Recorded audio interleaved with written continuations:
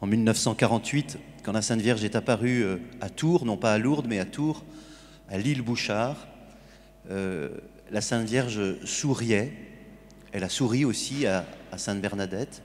À chaque fois que la Sainte Vierge apparaît aux enfants, elle leur sourit. Et la voyante, en 1948, ça m'a beaucoup frappé parce que je l'ai rencontrée, cette dame, qui avait 70 ans à l'époque, et elle disait que la Sainte Vierge nous regardait avec admiration. Elle nous regardait avec admiration, même quand tu fais n'importe quoi. Alors, quel est le premier, écoutez bien, quel est le premier commandement de Dieu? Facile. Ouais. Tu aimeras, c'est ça?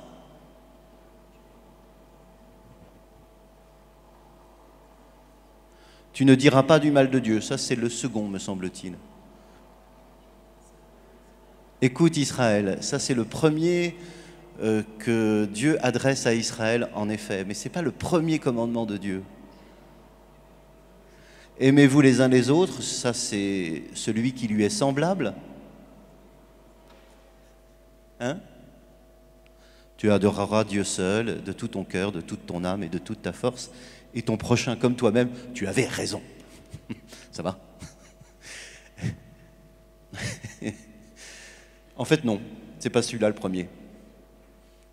Au fond, plutôt les commandements que vous avez donnés, ce sont les principaux.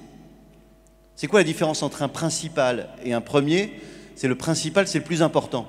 C'est-à-dire que quand tu es un boulémique, le commandement principal, quand tu es boulémique, le commandement principal, c'est mange. Mange beaucoup. Mange de toutes tes forces. Ça, quand tu es boulémique, ça, c'est le commandement principal. Mais le premier commandement pour un boulémique, c'est quoi? Le premier.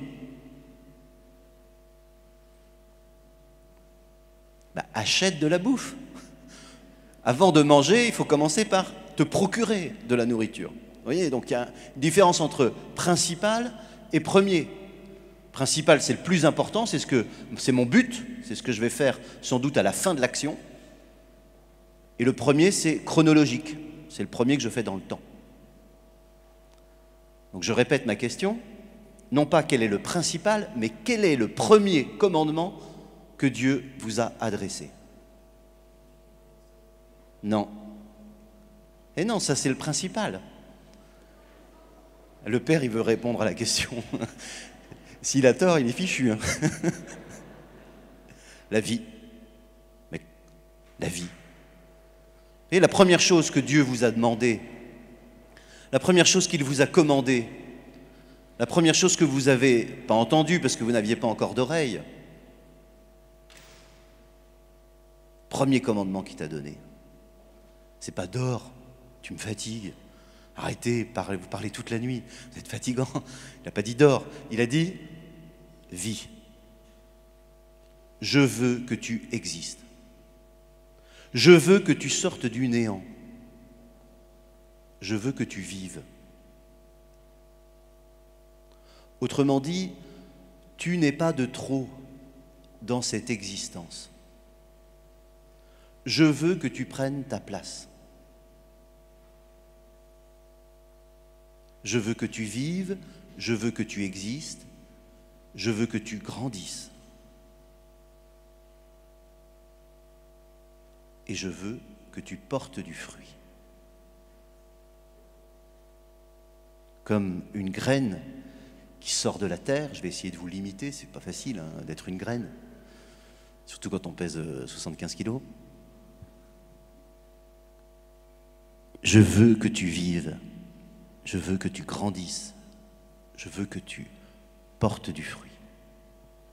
Voilà, c'est le premier commandement que Dieu vous adresse, et il vous l'adresse jusqu'au bout, toujours, tout le temps. Au fond, tu n'as qu'une vie, une seule. Et même si la mort vient te frapper, Dieu continuera à te dire « Je veux que tu vives ». voyez, son ami Lazare est mort lui aussi. On l'a mis dans un tombeau, une pierre, et il est arrivé devant le tombeau. Il a dit « Ah non, c'est pas possible ça ». Il s'est mis à pleurer. Il a dit « Enlevez la pierre du tombeau ». Il dit « Lazare, viens dehors, sors du tombeau ». Mais c'est le premier commandement que Dieu vous donne. Vis, existe, je veux que tu vives, je veux que tu grandisses. Tu n'es pas de trop dans cette existence. C'est le rôle créateur de Jésus qui continue. Et quand Jésus vient sur la terre,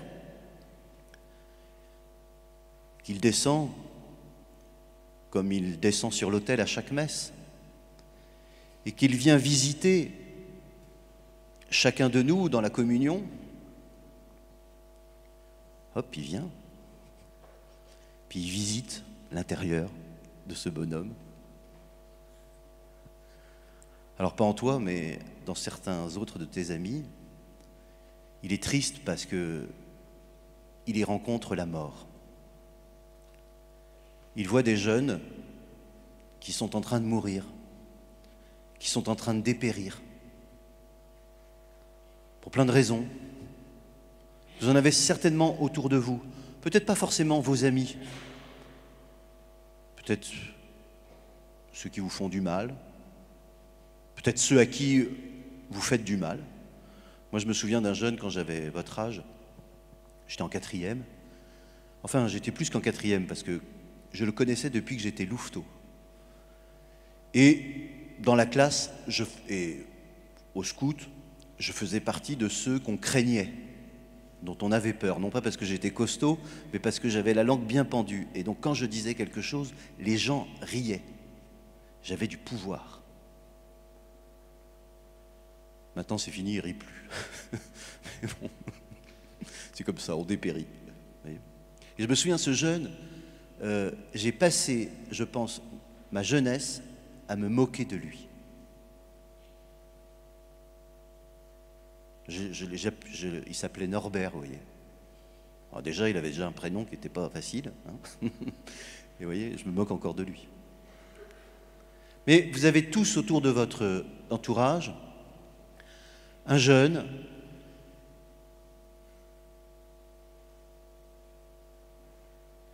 qui vit une forme de mort. Alors, il y a la mort physique, bien entendu, il y a la maladie, je sais, ok. Mais il y a d'autres morts intérieures. Il y a la mort sociale, le fait qu'il y a des anonymes, des jeunes dont on ne s'intéresse jamais, comme la petite Bernadette, par exemple. Donc vous vous poserez la question en groupe de partage, je demande ça aux animateurs, quels sont dans votre entourage? Ça peut être aussi un oncle, une tante. Hein, je parlais hier de ce Lionel qui a touché le cœur de ce jeune homme. Son oncle qui vivait une mort. Et ça l'a touché. Parce que ça touchait le cœur de sa mère, sans doute. Mais en tout cas, voilà. Donc quand Jésus vient, il visite chacun de nos cœurs. Et puis de temps en temps, il voit des choses qui nous font périr. Il y en a qui désespèrent, qui se découragent.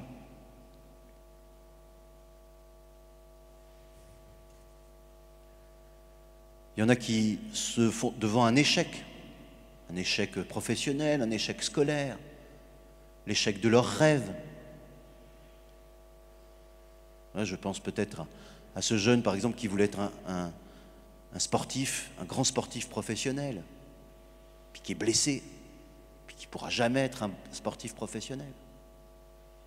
Alors c'est pas plus mal parce que c'est des idoles qui s'est fabriquées, et donc il y a des choses, mais vous voyez, je pense à cette jeune fille qui s'appelle Mathilde en ce moment à l'hôpital, qui a pris des médocs, on ne sait toujours pas pourquoi.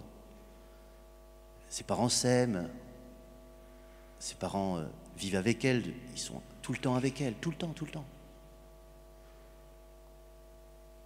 Et on ne sait pas trop. Et sa mère est malheureuse. Voilà. Il y a autour de vous, et peut-être en vous, quelque chose qui périt. Et Dieu, vous savez, il est entêté. Et de toute sa force divine, de toute éternité, il dit, en tout cas, à moi, il me dit, Paul-Marie, je veux que tu vives, je veux que tu existes, je veux que tu grandisses, je veux que tu portes du fruit. Bien sûr, tu as fait ceci ou tu n'as pas fait cela. Bien sûr, pour l'instant, c'est difficile. Mais moi, Dieu, je veux que tu vives, je veux que tu grandisses.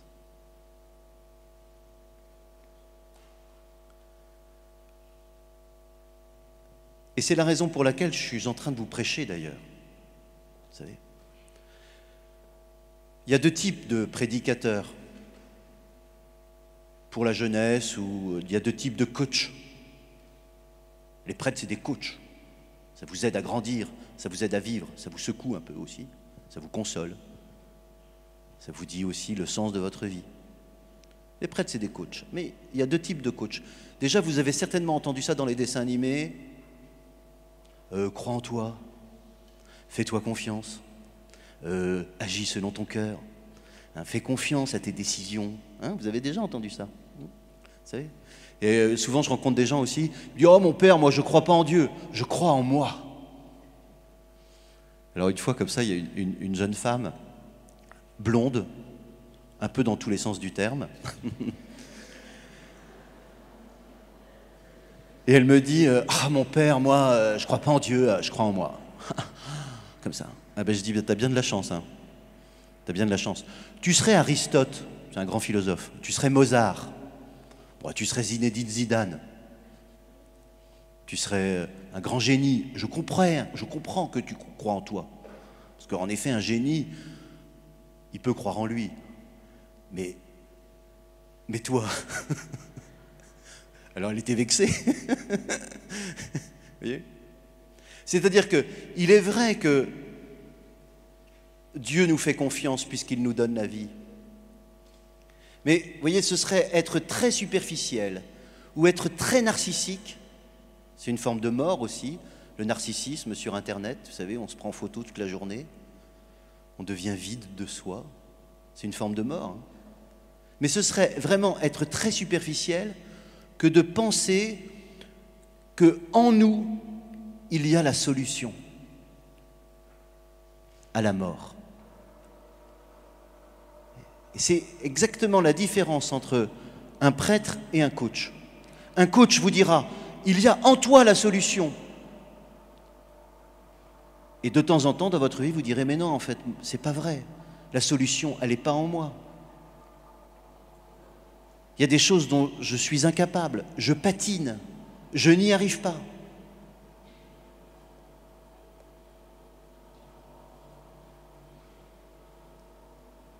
Alors le prêtre, lui, ne te dit pas ça.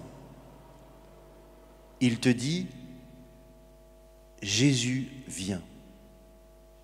Mets-toi en présence de Jésus.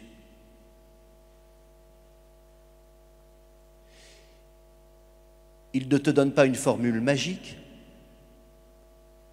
Il te donne en effet un petit mot qui change tout, mais ce petit mot n'est pas une formule, elle est l'affirmation qu'une personne est présente ici et maintenant. Jeune homme,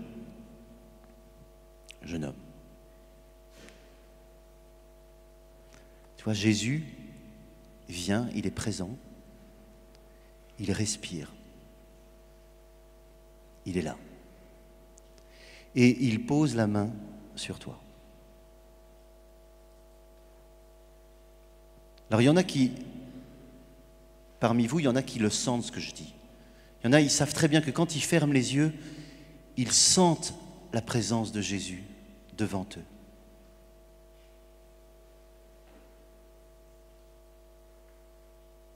Puis il y en a pour qui c'est plus difficile. C'est pour ça qu'il y a des prêtres, pour matérialiser la présence de Jésus, qu'il y a l'Eucharistie, pour nous donner sa présence réelle, sa présence en personne, qui est la parole de Dieu.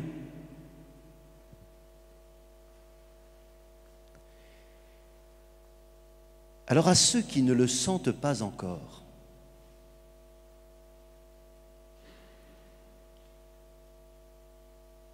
je voudrais donner ce petit conseil. Vous pourrez dire ça aussi dans les groupes de partage. Hein, vous vous demanderez si pour vous, c'est pas évident, évidemment, c'est évident pour personne. Mais quand vous êtes vraiment disposé, ouvert, certains, pour eux, c'est facile de se mettre en présence de Jésus. Et pour d'autres, c'est difficile. Alors à cela, je donne un conseil. À ceux pour qui c'est difficile.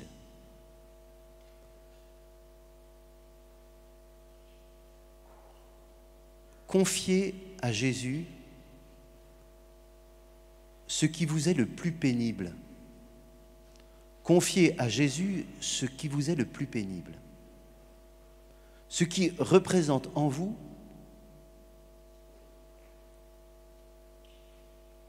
une forme de mort.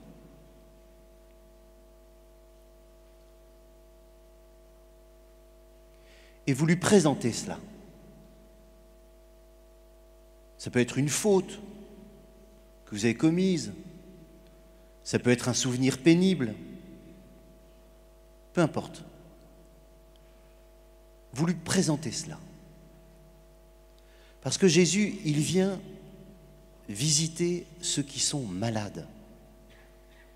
Il ne vient pas voir les justes et les pécheurs, les bien portants. Il vient voir les pécheurs.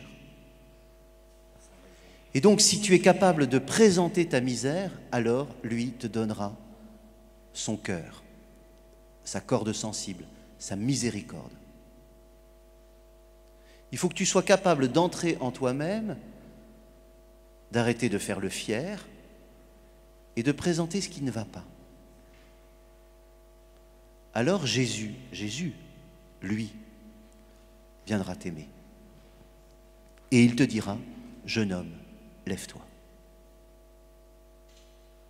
Voilà, c'est la première chose la deuxième chose que je voulais vous dire. Vous voyez, première chose, premier commandement de Dieu, c'est vis, existe, grandis. Et face à la mort, Jésus vient. Oui Seigneur, je crois, tu es présent. Oui Seigneur, je crois, tu es la résurrection et la vie. Oui Seigneur, je crois que tu viens en ce moment me visiter, non seulement pour me réconforter, mais surtout pour me donner de nouvelles forces, de nouvelles énergies.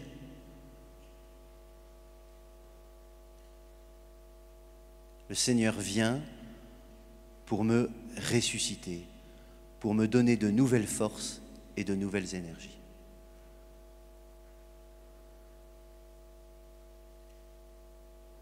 Alors comment? Comment? Comment tu t'appelles? Anaïs. Inès. Inès, le Seigneur donc te dit, vis, existe, grandis, ça y est, c'est déjà assez grande par rapport à moi. Il le dit à ton corps, bien entendu. À ton corps, il dit ça. Mais il le dit aussi à ton intelligence. Et votre intelligence, c'est un truc incroyable. Vous voyez, par exemple, ce meuble, cet hôtel, m'a rencontré. Cet hôtel m'a rencontré. Mais il ne se souvient pas de moi. Hein. L'arbre que vous allez voir, qui est très beau dehors, va vous rencontrer, mais il ne se souvient pas de vous. Alors que Inès m'a rencontré, et peut-être qu'elle se souvient de moi. Je suis entré en elle. Et depuis qu'elle est née, Inès a fait entrer en elle, dans ce petit bout de femme, elle a fait entrer en elle un monde incroyable. Ses parents, ses amis, ses potes, et puis les leçons de mathématiques, les leçons d'histoire, les poésies, les plus belles chansons, les plus belles peintures, les films malheureusement les plus idiots, les dessins animés débiles. Vous voyez, chacun de vous est une sorte de monde intérieur. Et plus vous allez grandir, plus cette intelligence va capter et capter des informations. Il y aura des intelligences bordéliques, comme ma chambre. Et puis il y aura des intelligences ordonnées. Peu importe. Votre intelligence, je vous ai dit, est comme un sac. Elle est élastique. Elle représente en vous un petit cosmos intérieur. Vous vous rendez compte de ce que vous êtes ? C'est dingue. Vous êtes capable de regarder l'univers, qui est immense, et de le mettre dans votre petite tête. Vous êtes capable de regarder le soleil et le mettre en vous. Je te le dis, grandis dans ton corps, qu'il soit le plus harmonieux possible. Mais je te le dis aussi, grandis dans ton intelligence, vis. Et puis, il y a quelque chose encore de plus beau. Il y a quelque chose encore de plus beau que j'essaye de capter là, vous voyez ? C'est votre attention. Ce qui fait que tout d'un coup, vous vous appliquez, vous dites « Ah, ça c'est beau ! Je le désire, je le veux, je l'aime. » Vis, grandis, existe dans ton corps, dans ton intelligence, mais surtout dans ton cœur, dans ta capacité d'aimer. Et c'est là où Jésus intervient. Jésus vient te visiter dans ce que tu veux profondément.